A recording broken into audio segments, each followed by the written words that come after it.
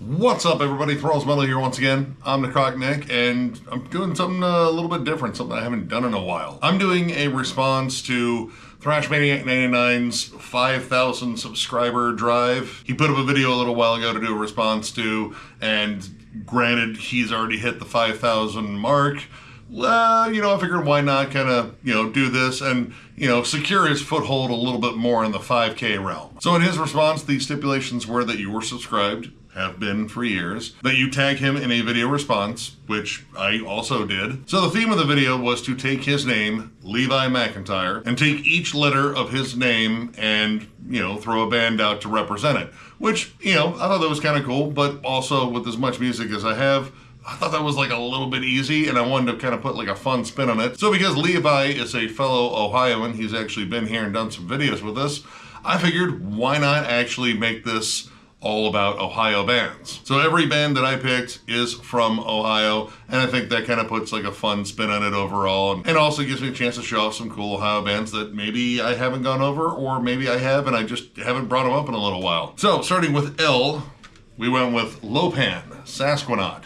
Stoner rock band, stoner metal, I don't know, they're kind of like lurking somewhere in between. From Columbus, Ohio, big riffs, they're fuzzy, they're groovy, great vocals. I love this dude's vocals. This guy has like such a killer fucking just like bluesy rock delivery. The songs are catchy, they're infectious, occasionally getting into more like Caius-like territory where he gets a little bit more atmospheric, a little bit more psychedelic at times, but yeah, these guys just bring big, hefty rock riffs. I've seen this band twice live. Absolutely killer live band. So yeah, Levi, if you haven't heard this band, really good stuff. I mean, it's just groove and riffs and such, and if you like Clutch and Caius and, all that good shit, check them out. Next up, for the first E in his name, we have Embalmer.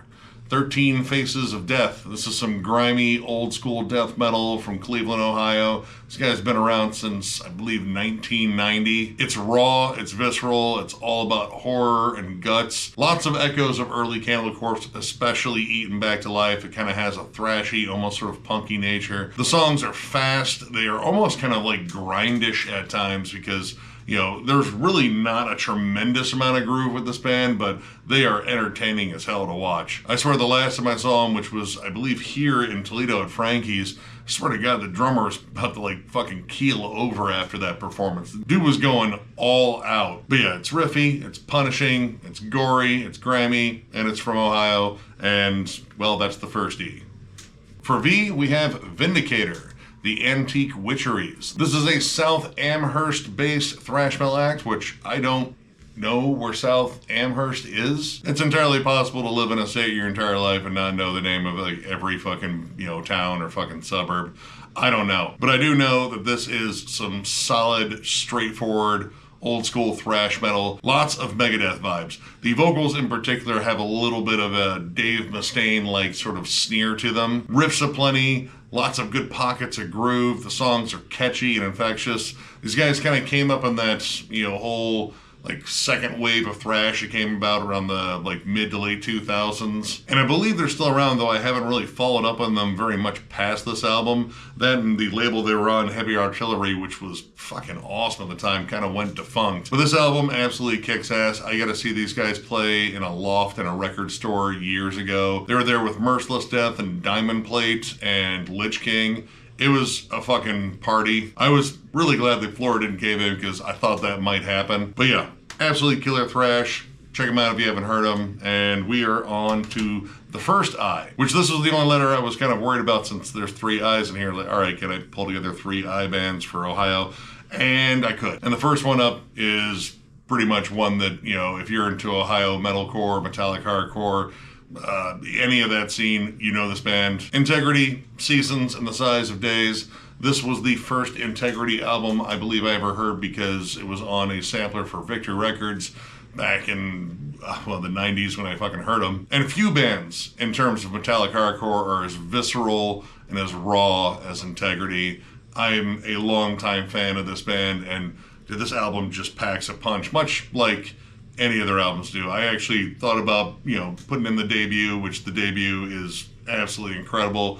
but this is where I started for Integrity. So again, this is one that's just kind of special to me, but it's an absolutely vicious album. Punishing riffs, Dwayne Hellions' throaty, raw vocals, pummeling D beats, nasty syncopated chuggy grooves. I mean, if you liked metallic hardcore back in the day, along with like, you know, Earth Crisis and, you know, Snapcase, and I mean, a good chunk of like the Victory Records roster, which, spoiler alert, there's probably going to be a couple more from that era. You were probably also a fan of Integrity. So yeah, First Eye Down, solid one, great band. And we are on to M.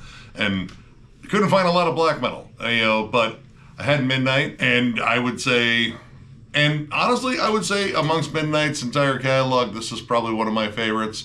Rebirth by Blasphemy, their Metal Blade debut. This album is a satanic fucking kegger of an album. The songs are simple, they're mostly D-beat driven, classic heavy metal riffs kind of mixed with like a little bit of Dark Throne and of course a fuck ton of Venom. Athenar's snarled vocals. This band is just pure fun. And honestly, proof you don't need a tremendous amount of ingredients to make killer fucking songs. These songs are catchier than hell. I've seen these guys on multiple occasions. They always make it a fucking party. Apparently we missed the almost strippers they had on stage last time at MDF for the pre-fest. But I have had the pleasure of seeing Athenar light the end of his bass on fire, or at least take a gasoline-soaked rag and put it on there and then walk through the crowd outside. That was, well, I mean, just fucking absolutely awesome. These guys are all about the old school kind of sleaze and fucking just dirtiness of old school heavy metal, and it's pure fun. And honestly, a band that Levi probably needs to see live. I think it would be like a spiritual awakening for him. But yeah, good one. For the C in his name, we went with one of my old favorites and a very beat up copy. God, man, this thing has seen better days. Chimera, Impossibility of Reason. I believe technically their third album. I don't know, that first one is kind of counted as an EP occasionally, and then Pass Out of Existence is kind of considered their first one. I don't know. This is one of my favorite albums from this band. And while I do like Pass Out of Existence, it's a very uneven album, and it sounded kind of, I wouldn't call it directionless, but it kind of amplified the chaos splatter on here, where the band was kind of going in different directions trying to find what worked. They were kind of coming off of like a sound that was a little bit more rooted in, you know, nu metal and kind of groove metal, and then kind of pushing into like a more like metallic hardcore oriented sound with like lots of thrash. The whole new wave of American heavy metal, I guess they called it, with like Lamb of God, God Forbid, Shadows Fall, etc. And they struck fucking gold with this album. Every song on here, maybe minus Down Again, which was the obvious radio nugget that I think they all compromised on, is a banger. Vicious riffs, lots of heavy like Fear Factory style syncopation, but you also get like some classic nods to like, you know, Pantera, and definitely a fair amount of overlap with, you know, mid-2000s metalcore, lots of heavy syncopated breakdowns, and, you know, a lot of hardcore energy overall. But yeah, I would say that this was the album that was gonna like make or break them, and honestly, it kind of like, you know, lifted them up in popularity. People fucking started to pay attention to them, and you know, they're still around, but I mean, I don't know if they're ever gonna cut another album again. I would fucking love it if they did, but I'm cool with like, you know, maybe seeing them every now and then in whatever current iteration of the band it is. I just want to hear all these fucking classic songs again. But yeah, absolutely love this album, still a favorite of mine, and that one was C, so there you go. The next I in Levi's name is Inoculation with Celestial Putridity. Relatively newer band out of the Cleveland area. This is, I mean, it's kind of hard to describe. It's got elements of like just old school, riffy as fuck death metal, but it's also a little bit more on the technical side. And there are moments in here where it's almost kind of progressive. Like it has that just flat out riffy punishment that you'd expect from like Cannibal Corpse and, you know, shit like that, but also like a little bit of that technical savvy that you'd hear in, you know, later Death and even like Cryptopsy at time.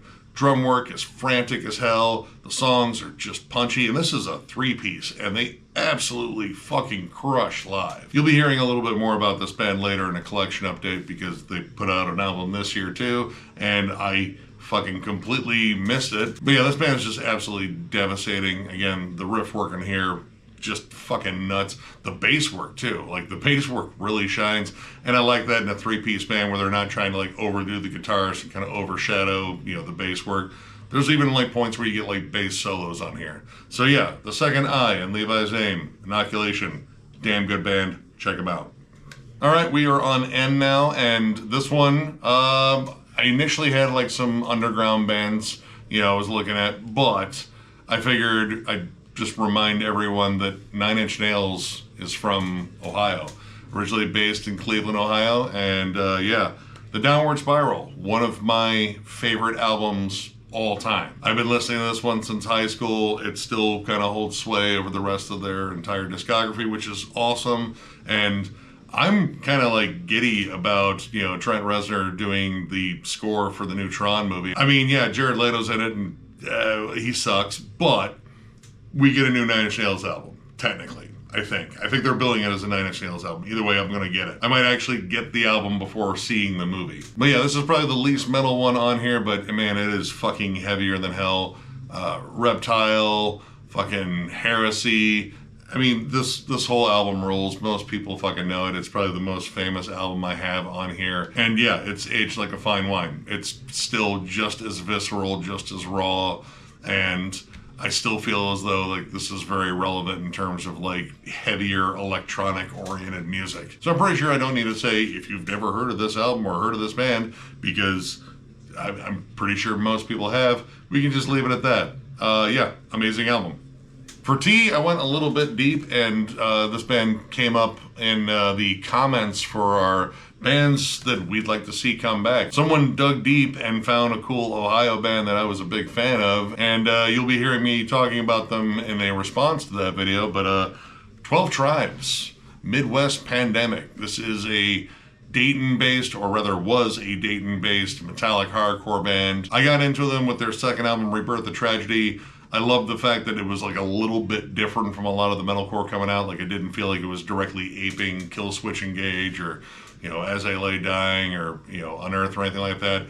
They had more like sludgy, lurching riffs, way more groove bass. It wasn't doing like, you know, the standard syncopated breakdowns all the time, and it wasn't doing like, you know, big like heavy metal inspired arpeggios. Like basically this band sounded like they didn't hear, you know, Slaughter of the Soul and decide, yeah, that's not our sound, but it could be. This had more of that like visceral edge of like, you know, 90s metallic hardcore, like again, like back to like, you know, Earth Crisis and Judge and, you know, shit like that. They still had spots of melody. There's definitely like some like almost like Deftones-ish moments in terms of like, you know, big shimmering strummy chords, but I mean, this just had punishing riff after punishing riff, and a really underrated band that sadly quit after this album. So yeah, T got a deep cut, and yeah, I would like to actually do like a full-on retrospective of this band one day. I don't know how much interest that would garner, but I miss this band overall, and I would love to see them come back. But yeah, 12 Tribes, check them out. For the final I in Levi's name, I decided to, well, circle back to metallic hardcore once again because Ohio had a lot of it. And In Cold Blood, Hell on Earth, this was another big one for me. I didn't finally get a copy of this album until like, I want to say like a few years ago down in Florida. But I had tracks of theirs on Victory Records compilations and other hardcore compilations for years, and I would jam. And the one in particular that always stood out to me was Lost in Doubt. And like, for me, that was like kind of like the perfect representation of metallic hardcore. It opened up with like this scorching, shreddy lead, you know, a little bit more melody, but it had like a hardcore kind of like groove to it. Absolutely love that song. It was awesome to get this album a few years ago. I had actually jammed it on, you know, YouTube and shit like that. I hate streaming full albums because I'd rather just own them, especially if I really like them. But this is interesting because I got into, well, the second band that their frontman was in before I ever got a copy of anything In Cold Blood, and that was Mushroomhead. Jason Popoff is the vocalist for In Cold Blood, and he went on to become J-Man in Mushroomhead, which I think he left again. He left and came back, and then left again. I don't know. That band's timeline is fucking strange. I think there's only like 2 original members in there now, maybe 1, I don't know. People get fired all the time in that band, but no one can tell because they all wear the same fucking masks. But anyway, enough of Mushroomhead. You're welcome, Levi, for me not using them for the M in your name. But yeah, In Cold Blood. stripped down, raw, visceral, old school, metallic hardcore. Leans a little bit more towards the hardcore side. At times I'd say it's like a little closer to like Sick of It All. But yeah, if you've never checked out this album, I strongly recommend it. I would argue that it's kind of a classic in terms of Ohio metalcore, but yeah, check it out. Good shit. For art, we're going to stick with that metallic hardcore theme, and we're going to get some Ringworm in there. And I went with a later album, Death Becomes My Voice. I've been a fan of this band, shit, man, at least mid-2000s. I saw them at Sounds of the Underground in 2006 in Cleveland, Ohio. They absolutely fucking tore it up. They also had Terror on that tour, too. That was just a badass fucking festival tour. Anyway, these guys have always been like one of the thrashiest out of the fucking bunch in terms of Ohio metalcore. Tons of machine gun riffs, snarling vocals. Human Furnace just has this monstrous gravelly roar. I've always liked his vocals, but yeah, these guys kind of had that kind of like almost like Converge like grit to them, but they weren't quite like as technical or as spazzy. They laid more into like, I would say like Slayer riffs. Like these guys are pretty damn comparable to like All Out War as well. And Hatebreed at times, but I don't know, there's always something darker and meaner and more vicious about Ringworm than, well, Hatebreed. Hatebreed's all about positivity and you can do it stuff, and I appreciate that. But sometimes I want my metallic hardcore with like a darker, mean-spirited sort of vibe. Like it wants to fight me just for looking at it, and that's always been Ringworm for me. So yeah, Ringworm, good shit. Listen to it. It'll put hair in your teeth. Maybe. I don't know. Listen to them though. Good stuff. And to close us out for the final E in Levi's name, I went with something, well, not from Cleveland, because most of the shit comes from Cleveland. I went with a pretty underground band out of Cincinnati called Estuary, and this is their album, The Craft of Contradiction. I'll go ahead and say that I think this is just a super underrated Melodeath album, very much in line with like early Melodeath, like early In Flames, well, not early Hypocrisy, but their first like run of like Melodeath albums. Early Arch Enemy. Back when you could safely say like Melodeath was more about melody in the riffs, and then everything else stayed harsh and brutal. There's no clean singing on here. There's no poppy choruses. There are riffs and lead harmonies aplenty, and just that perfect balance of like catchy guitar work and just, more raw death metal energy. Now, interestingly enough, the vocalist on here is the bassist in Faith Extractor, because I believe this band, I don't know, like, I think they broke up. Yeah, they're on like a really long hiatus, because I believe this was their second album. This came out in, God, mid-2000s, I'd say. Anyway, I believe they only have 2 albums. I have them both. They're both really good. This is my clear favorite on here. And again, if you like that early Melodeath sound overall, like even like early At the Gates too, like before Slaughter of the Soul, check this album out. Absolutely killer stuff. And yeah, all that spells out Levi, my guitar. And also, this was a lot of fun to do this one. It was kind of a break from like our usual stuff.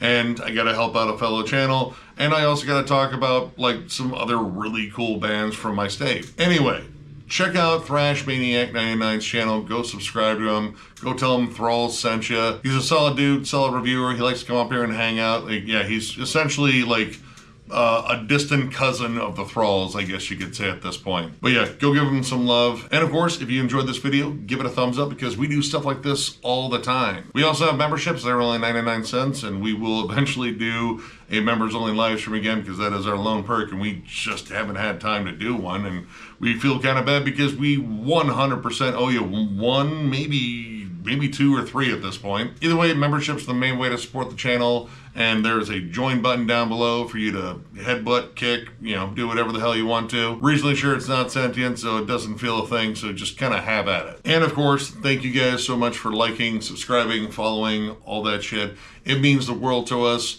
Tons of content planned in the future, as well as like probably a ton of reviews, because there's going to be a ton of releases coming up, because September and October are generally nuts. Outside of that, hopefully we're going to get that At the Gates ranking recorded. Again, just real life stuff kind of getting in the way. But we will get that done, and hopefully we put a little bit of a rush on the next one, because it's Immortal, and I really want to go over some Immortal. But yeah, tons of content, because you guys are absolutely awesome, and we just want to overload you with as much metal and goofiness as we possibly can. So one more big thank you, and we will catch you later.